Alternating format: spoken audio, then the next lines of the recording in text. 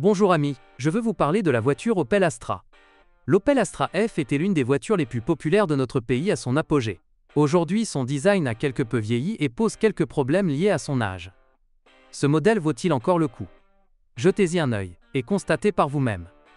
Quel moteur essence est le meilleur? Le choix le plus judicieux est sans conteste le 1,6 litres de 75 chevaux. Si ses performances ne sont pas exceptionnelles, l'Opel Astra F équipée de ce moteur est moins lente que ses homologues moins puissantes et affiche une consommation similaire. Lors du choix d'un groupe motopropulseur, il faut toutefois tenir compte du fait que la fiabilité des moteurs à essence est généralement très similaire. Leurs accessoires sont les plus problématiques. Pendant l'utilisation, une attention particulière doit être portée à la fréquence de remplacement de la courroie de distribution. Alors que le constructeur recommande de remplacer la courroie de distribution tous les 120 000 km sur les véhicules restylés, il est en réalité conseillé d'investir dans une courroie de remplacement tous les 50 000 km environ.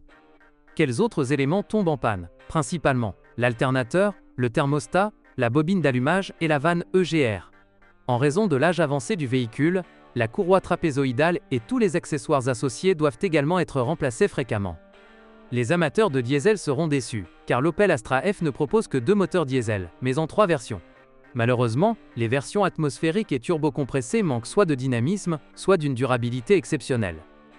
Le moteur le plus fiable est cependant le plus puissant d'Isuzu. Les problèmes de démarrage indiquent généralement un mauvais état des parois et des cylindres, de tels problèmes sont fréquents sur les moteurs GM. La seule solution est une révision complète, ce qui, pour une voiture aussi ancienne, n'est pas très rentable. Les moteurs essence et diesel sont sujets aux défaillances du joint de culasse. Ceux qui ne souhaitent pas changer de vitesse sont contraints d'opter pour une boîte automatique à 4 rapports, tandis que ceux qui préfèrent s'agiter opteront probablement pour une boîte manuelle à 5 rapports. La suspension de l'Opel Astra F est une configuration traditionnelle avec des jantes de force McPherson à l'avant et une barre de torsion à l'arrière. Malheureusement, l'Opel Astra F n'a pas participé au crash test Euro NCAP, il est donc difficile d'évaluer objectivement sa sécurité. Le point faible de notre voiture, cependant, est sa très faible protection anti-corrosion.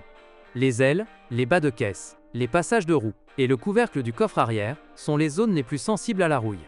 Malheureusement, la corrosion affecte également le châssis et le système électrique. Avant de vous décider pour une voiture spécifique, assurez-vous de vérifier le fonctionnement de tous ces appareils embarqués. Si l'un d'entre eux ne fonctionne pas correctement, cela peut être le résultat d'une installation endommagée. Les fuites d'huile moteur sont également fréquentes, se produisant le plus souvent autour du couvre-culasse. Dans de nombreux cas, la direction présente déjà un jeu important. Il convient également de le vérifier. La suspension est assez robuste, seules les biellettes stabilisatrices et les bacs de bras de suspension avant nécessitent un remplacement. Malheureusement, ce ne sera pas une bonne option pour les clients exigeants.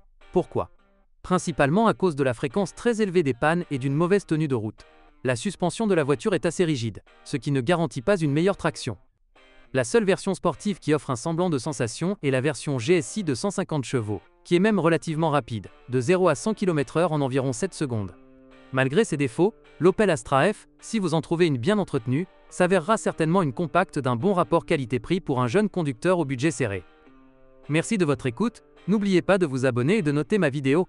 Si vous connaissez des problèmes avec cette voiture que je n'ai pas mentionné, n'hésitez pas à les partager dans les commentaires.